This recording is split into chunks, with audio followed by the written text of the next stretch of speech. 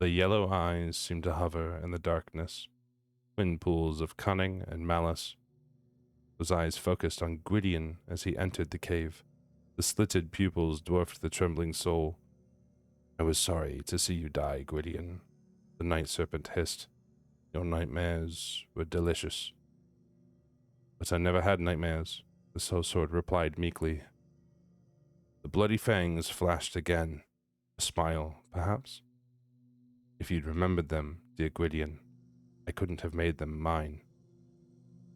The night serpent tilted her head slightly. Come now, has the world grown so smug that you know nothing of Dendar the night serpent? Don't the elders teach the poem any longer? Gwydion's memory stirred, and he heard his grandfather's voice repeating a childish rhyme. In Shah's domain of night I rest, so dreams may show me how I'm blessed. If screams of terror break my sleep, then Dendar sunk her fangs too deep. A shudder racked the sellsword. Dendar was a myth meant to frighten children into going to bed when their parents wanted, or so he'd always believed. His grandfather had told him that the night serpent ate the horrible dreams of disobedient boys and girls, growing fat so she could rise from Hades at the end of the world and swallow the sun. Each nightmare you couldn't remember was another pound of flesh on Dendar's bones. The night serpent nodded her black snout, recognizing the fright in Gwydion's eyes.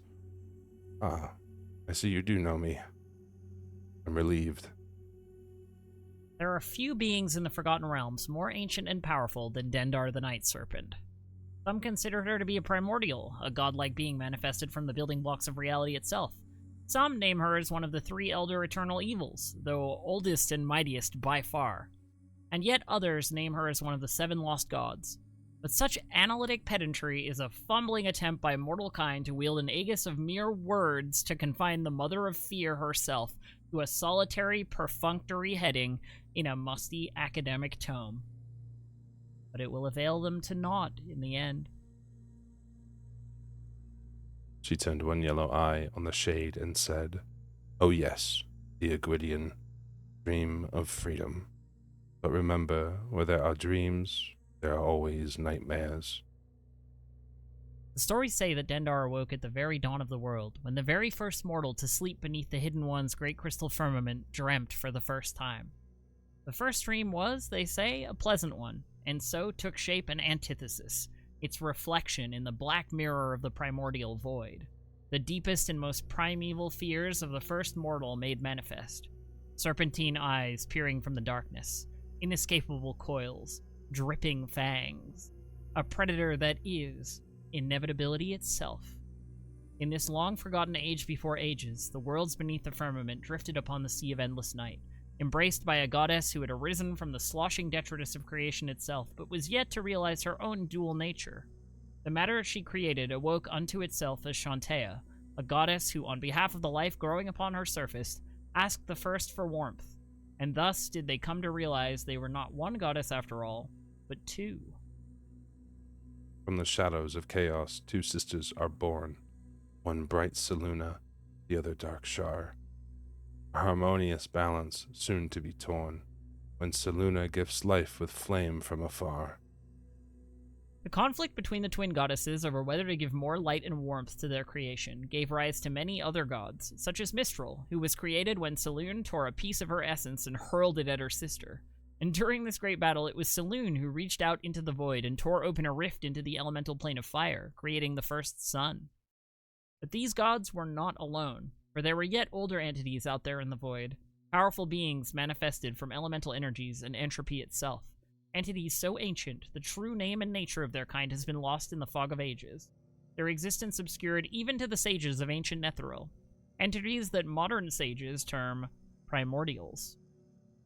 And so, for eons, the gods were moved to defend their creation from jealous primordials, which was but one of the larger multiversal conflicts between gods, primordials, and the Oberiths, the eldritch progenitors of demonkind. This conflict was known as the Dawn War, and few remember the so-called Blue Age in which it began. For Dendar the Night Serpent, firstborn of the first dream, would soon come to grasp Selûne's sun in her coils and devour it, plunging the firmament once more into unending night. Ice spread across the world. ending the Blue Age and rendering most mortal life extinct. In the Shadow Epoch that followed, the Elder Gods were led by an enigmatic Saruk deity known as Ouroboros, the World Serpent. But in the end, the Primordials would lose the Dawn War when one of their own, Ubtao the Deceiver, switched sides and aided the gods in destroying and sealing away his kin. Only then, over 36,000 years before the current era of the Forgotten Realms, would the gods restore the sun to the sky. Dendar, however, was neither slain, nor sealed, nor driven away. For even gods must dream. Even the gods have nightmares. And they, too, belong to Dendar. Your masters fear his old friend. Was he a foe? The Night Serpent chuckled. I don't think Sirik himself remembers. Lord Sirik fears nothing, Af growled. I have reasons to know otherwise. A square snout edged closer to the mouth of the cave. The serpent's scales glowed with 1,000 hypnotic hues of darkness. The unremembered nightmares of gods belong to me as much as those of mortals. And so her presence echoes through time, in the midst of 1,000 peoples and cultures across the history of the Forgotten Realms. Dendar has been known by many names throughout the ages. Different civilizations have different uses for a legendary creature that swallows nightmares in an attempt to bring about the end of the world. The ancient Russ called her Nidhogg and believed that she would gnaw at the roots of the world tree that connects all things until it could no longer survive. The people of Kalimport believe that she is the mother of the Night Parade, although this is not true. And in Chult, the followers of Ubtao believe that Dendar lives underneath the peaks of flame and that she will emerge through a massive iron door to devour the sun. Even if the gods wanted to slay Dendar, the task is nigh impossible. For as a reflection of the first dream, she is a pillar of reality itself. A string that holds the world in place. If her physical manifestation is ever destroyed, it takes her one day to reform in the grey wastes of Hades. And every mortal in the Forgotten Realms will be racked with nightmares so horrific they'll remember every moment of them in perfect clarity for the rest of their lives. For Dendar, any battle is one of attrition. She's actually wont to give up rather easily if the juice isn't worth the squeeze. For nightmares are her most precious treasures. Each nightmare represents a tick of the doomsday clock, another moment closer to the end of the world, and she's so loath to part with them, even in combat. As a result, there exists a grim holy order of clerics and monks, once in service to Merkel, Lord of Bones, and now in service to his successor Celeborn, dedicated to preserving the longevity of the world by engaging Dendar in unending battle. They train diligently, generation upon generation upon generation, to confront her personally, and if they are very, very lucky, force her to expend some of her precious nightmares before she inevitably devours them. They know their fate, but they know that every nightmare she wastes upon them pushes the end of the world a little further away. This duty transcends alignment and allegiance, good or evil, Merkel or Celeborn. It matters little when the fate of the world is at stake, and they expect no reward for this either, for to fall in battle with Dendar is to know true annihilation. How can you destroy a soul? Gwydion asked. I mean, we're already dead. There are ways to pass beyond death, Dendar hissed with a smug self-satisfaction. For once Dendar has devoured you, even the greatest of gods can never bring you back. On the flip side, there also exist many cults dedicated to serving Dendar. Like many apocalypse cults, they became especially popular in the wake of the Avatar Crisis, also known as the Time of Troubles, wherein many gods were shown to be more vulnerable than the folks in Toril would ever have expected. In Kalimport, the Sacred Order of Akabar recruits thieves, assassins, and other skulks to fulfill their twisted purpose. This order of fanatics believes that Dendar the Night Serpent is the mother of the Night Parade, a congregation of demonic creatures that oversaw a reign of terror in Kalimport in 1359 DR. Their appearance in the year after the Time of Troubles only reinforced their conclusion that the Serpent Mother was preparing for the end of the world. Since that time, they have made it their single-minded goal to feed Dendar enough nightmares to bring about Faerun's destruction, at which time they expect to rule over the remaining planes of existence as the Serpent Mother's chosen people. They do so by kidnapping and drugging the dregs of Calimport society, who are kept in a secret chamber and feed Dendar with an endless string of poison and narcotics-induced nightmares. The Sacred Order of Akabar was led by the 9th level cleric Ali Kumara. Not only was his assumption that Dendar has something to do with the Night Parade false, but Dendar doesn't even grant cleric spells. He unknowingly received his from Cyric instead, who enjoys a special rapport with the Night Serpent. At any one time, the Sacred Order of Akabar has between 10 and 25 sleepers in their care, reliving their worst nightmares in a drugged stupor for a period of weeks or months, until the cult poisoner assesses their bodies unable to handle subsequent doses. It's like an apocalypse cult catch-and-release program. And when they stirred back on the streets of Calimport, they would not remember their torment, the Night Serpent having mercifully supped upon their nightmare. In modern times, many of the Yuan-Ti of Chult have also turned to her worship. Some legends say that when Dendar finally rises to devour the sun, she'll be the death of the gods themselves, shattering even the crystal sphere above. Dendar herself also seems to believe this, but the gods did once have a contingency against the Night Serpent's apocalypse. A great iron gate was constructed through which Dendar must pass to enter the material plane, and a guardian was appointed. The very same primordial defector that delivered them their victory in the Dawn War. In the jungles of Chult, Dendar is known as the Eater of the World, and stories tell of how Ubtao will battle the Night Serpent when she emerges through a gigantic iron door located beneath one of the peaks of flame to attempt to eat the sun. According to legend, Dendar will succeed in breaking down the door to readily devour the sun if Ubtao fails in his duty when the doom of the world finally arrives.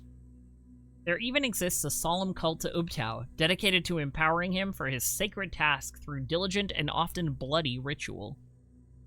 The Spearbearers of Ubtao, as they call themselves, believe that they must maintain a long list of rituals in order to give their god the strength to defeat Dendar when she finally hungers for the light of the world. Many of these rituals require the sacrifice of sentient life, however leading the Spearbearers to commit evil acts in the name of saving the world. But the gods, in their insatiable hunger for power and worshippers, broke their pact with Ubtao, the moment they sensed the profit in it. Their nations and their churches have sent iron men to the shores of Chult under the protection of the Flaming Fist to colonize it and begin converting its populace to slake their own divine lusts. And so, in recent times, Ubtao has seemingly absconded in protest.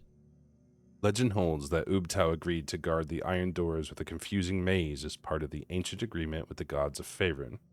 Even though he is a primordial, Ubtao was given Chult as a result of this agreement with the gods, and he was promised no cleric of the gods would ever preach in Chult. As time progressed, Ubtao merged into the nature spirits of Chult, and the most powerful of which was his dark shadow, Esharau. But the deal was broken when the goddess Shar consumed Esharau, and the gods sent their clerics to Chult and spread their faiths. Lurua is not convinced that Ubtao will be motivated to stop Dendar. If he does appear, he may not be strong enough to stop Dendar from entering the world since Shar consumed some of his dispersed essence. In the Adventurers League adventure, Turn Back the Endless Night, depending on your choices, Dendar might be able to pass a tiny sliver of her being through those great iron doors. And so she gets a stat block. Even in this comparatively diminished form, she will completely mess up your 20th level party. Clocking in at 25 AC and with 615 HP, this manifestation of Dendar can slither 60 feet per round or fly 120 feet per round. When she attacks, she casts Dissonant Whispers for free before making 3 attacks at a staggering plus 19 to hit that do about 20 to 30 damage apiece. She's basically immune to elemental attacks and more or less every status effect. She can't be hurt by non-magical attacks, she's immune to spells of 6th level or lower, she has advantage on saving throws, but probably doesn't even need it when she has a cool plus 17 to her wisdom save, and 5 legendary resistances to burn if she ever fails. She also gets a reaction every turn, and 5 legendary actions per round. That includes a DC 26 crowd control spell, and grapple with an escape of DC 27. She regenerates 30 hit points per round. She has a breath attack that does about 60 damage, halved only if you can make a DC 20 wisdom save. And the cherry on top is that if you do end up fighting her, you fight her immediately after having fought your way through a dragon-riding Baelor and a Zulkir of Thay capable of casting Meteor Swarm at the head of a squadron of her most elite goons and accompanied by a simulacrum of herself, with 0 opportunities to rest in between. Good luck, suckers. If you lose, and you probably do, you get the following game over. The night serpent rises into the sky, growing ever more in size. Her jaws spread wide. The primordial swallows the sun as the world looks on in horror. Before the world freezes and all life dies, the Eater of Worlds wraps her endless coils around Toril and squeezes until the world shatters into a million pieces of floating rock. The lucky few manage to escape through the portals to other planes, but in the realms, nothing living survives. Maybe skip that fight if you can help it. Still, that one might even be preferable to going up against her 3rd edition stat block, in which she has a 65 to hit, ignores your armor and natural armor bonuses to AC, and also every single time she hits you, she grapples you, and also you have to make a DC 53 Fortitude save against her Nightmare Venom, or you fall into a permanent coma from which only a Wish spell or Divine Intervention can rouse you. The only person who can ever be said to have canonically triumphed over Dendar is a man named Gwydion the Quick, who you might remember from the introduction, and he was dead at the time. Their epic confrontation took place shortly after the Avatar Crisis, during the Great Revolt against Cyric that would lead to the adventurer Celeborn Lionsbane getting control of his City of Strife, resulting in his ascension to godhood as its new Lord of the Dead. Cyric, also newly ascended to godhood, had made a particularly powerful ally. Since the other gods feared and shunned him, he turned to an entity even they feared, Dendar. While she had formerly subsisted purely on a diet of unremembered nightmares, he fed her the spirits of the dead, causing her to become so fat she could no longer move. She was pretty hype about it, though. "Excuse me, Dendar," said Perdix, "but you're blocking the way. We can't go any further into the cave unless you give way. My body has grown so large only my head has room to move," the night serpent said. "So the mouth of the cave is the only place big enough for anything to hide. And as you can see, there is nothing here." Dendar swept her snout slowly back and forth over the piles of bones. "I'd like to think my predicament means the world will end soon." At the outset of Celeborn's revolt, Gwydion bravely, and some might say foolishly, marched to Dendar to enlist her aid, since she seemed equally reluctant to fight Cyric's battles for him. "I want you to help us overthrow him." Dendar shifted on her bed of bones. 2 eyes, large and sickly yellow, appeared in the cave's gloom. "Overthrow him?" she asked. "Why should I ever want to do that?" Her slitted pupils narrowed as she moved closer to the cave's mouth, and her forked tongue tested the air. "Ah, Gwydion, I never expected to see you here again, and girded like a knight. Well, well. Help us now, and the gods will be fair to you hereafter." "Fair to me?" the serpent scoffed, bloody fangs glistening. "Come now, spiritling. I was here before the gods, and it's my place to harbinger the end of it all. The world, the universe, all of that, and the gods too. The Pantheon can have no hold over me," she yawned. She was unimpressed, though she remained strangely fond of Gwydion. He was one of her favorite buffet tables when he was alive, after all. So he raised his sword, a legendary +5 Holy Avenger that had once belonged to the mythic hero Alban Anire, champion of Torm. It's a long story. And managed to dislodge a single one of her scales, freeing a nightmare that assaulted his mind. After fending off the nightmare, he comes to only to discover that Dendar is swallowing him. So he lodges his blade in her throat to arrest his descent into her stomach, and is subsequently set upon by a thronging crowd of nightmares escaping her gullet. He ends up falling through this sort of psychedelic dreamscape of terror, assailed by his and others' deepest fears, including a vision of the ultimate fate of the world. From atop a high tower, Gwydion watched the sun rise in an azure sky over the peaceful city of Suzail. He hadn't slept well the night before, but such were the burdens of his title. In the streets below, merchants threw open their shops to the women and men out to buy their day's supplies. Soldiers, purple dragons from his old regiment, patrolled the crowded alleyways, though their presence wasn't really needed. not since Gwydion had become the monarch of a rich and expansive kingdom. Children filled the parks and boulevards with their happy cries, their shouted games, until the shadow passed over the sun. Dendar filled the sky, her dark scales turning day to night. She rose, bloated with the world's nightmares, and swallowed the sun. The laughter and bustling cheer of the city turned to screams of terror. The cool spring breezes became chill of eternal winter. Ice covered the harbor, splintering the ships like tinder.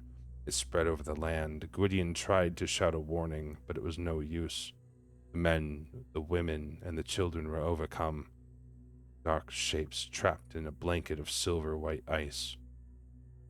As the killing frost scaled the high tower walls, Gwydion heard Dendar laugh. Her sibilant voice carried over the wind, blowing over the dead world. The last nightmare to feed me was yours. But Gwydion stands firm where all others would have succumbed. He faces his fear, he permits it to pass over and through him, and where it has passed, only he remains. And so Dendar spits him out and concedes. He releases the nightmares of Cyric's defenders, incapacitating them so that Kelemvor's revolution can seize his bone castle. And so Gwydion, hero of Torm, and Dendar the Night Serpent part ways with mutual respect. The Night Serpent opened her mouth wide, dislocating her hinged jaw, and a horde of night terrors swarmed out. The haunts swirled silently around Gwydion as he bowed to Dendar. You have my word. The gods will be fair to you hereafter, no matter who reigns in this hellish place. Your promise carries more weight than you might suspect, Dendar said, her eyes pale yellow in the murk. I will hold you to it nonetheless. Because Dendar isn't really a villainous presence in the universe. Certainly she's the dread harbinger of its inevitable end, but she's more of a force of nature than a cackling malevolent fiend. She's an essential function of the world. She eats the nightmares of mortal kind, sparing them the torment of remembering them in perfect clarity forevermore. And without her, even the gods would suffer nightmares. She is also, as it turns out, relatively personable when she's not eating you or turning out the lights on all of creation. Now that Kelemvor rules the City of the Dead, Dendar isn't allowed to eat the souls of the dead anymore, so she's slimmed down to her former size. But like a cat who managed to get onto the countertop once, she's developed a taste for souls now. Though every so often, she likes to slither out of her cave and see if she can catch one. Not so many as to upset Kelemvor, just one or two, every so often, as a treat. But most of the time, she's sort of an eepy girl, and while she snoozes, the hissing sound of her breathing echoes across the whole of the fugue plane. So when the souls of recently deceased mortals stand in line awaiting the summons of their gods or the judgment of Kelemvor, they can hear her out there. Though honestly, considering the absolute horror show that is the afterlife in the Forgotten Realms, being swallowed by Dendar and obliterated entirely is probably a better fate than befalls most mortals, many of who end up in the Hells or the Wall or worse. And while the gods once had a bulwark against her, they kicked him to the celestial curb to do colonialism in their wretched greed for more mortal worshippers, because they too feed upon mortal souls. So are they really all that much different in the end? The difference is that she's a lot cooler than the gods will ever be. So praise be to Dendar, she who relieves us of the burden of our nightmares. Sleep well, dear friends, till the blessed day she rises to devour the sun and sunder the firmament. Sleep well.